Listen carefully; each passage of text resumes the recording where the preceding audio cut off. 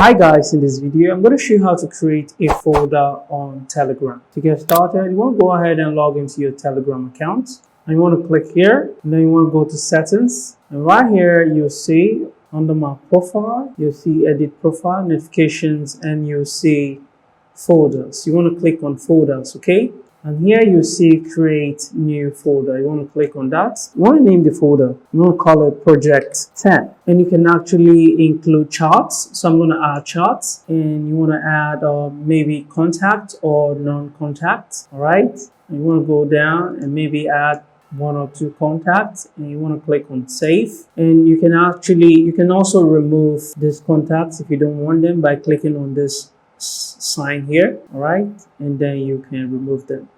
All right, and you can choose which charts you don't want to show completely. So once you're satisfied, you want to go ahead and click on create. All right, and the folder will be created. As you can see, we have two charts added to this folder, and you want to go back.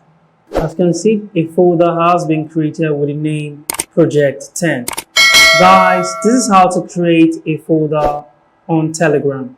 Thanks for watching, and I'll see you in the next video.